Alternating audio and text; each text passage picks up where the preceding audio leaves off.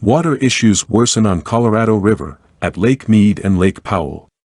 When the water level in a dam falls so low that an intake valve becomes exposed, you know the lake is in trouble. But when that happened this week at Lake Mead, it didn't surprise experts or state and federal officials. They have known that Lake Mead, the nation's largest man-made reservoir and home to Hoover Dam, is hitting historic low water levels, threatening the water supply for as many as 25 million people in the western U.S.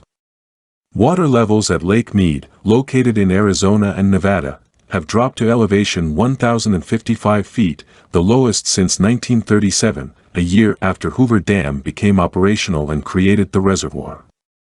In comparison, Lake Mead was at elevation 1,080 feet this time a year ago, a year in which federal officials declared a water shortage for southwestern U.S. areas served by Lake Mead. Water from Lake Mead drains into valves located toward the bottom of the lake. These intake valves help transport the water to water treatment plants, where it is processed into drinking water. That intake valve you saw, at Lake Mead, is just a manifestation of problems everywhere in the Colorado River basin, said Brad Udall, senior water and climate research scientist for the Colorado Water Institute at Colorado State University. That includes really low levels at Lake Powell, located on the river to the northeast. He said, Lake Mead's decline is not happening in isolation, but is the result of a two-decade drought hitting the western U.S. and causing critical water shortages on the Colorado River.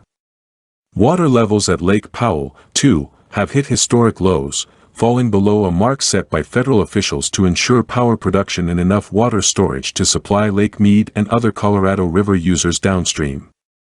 Both lakes were full in the year 2000, but now are roughly 30% full, Udall said. A word being used to describe the long-term warming and drying of the American West is aridification, he said. Not every year is warmer, not every year is drier, but that is the overall trend, Udall said.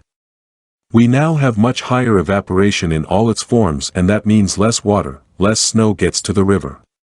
This drought is not going away. It's a serious problem.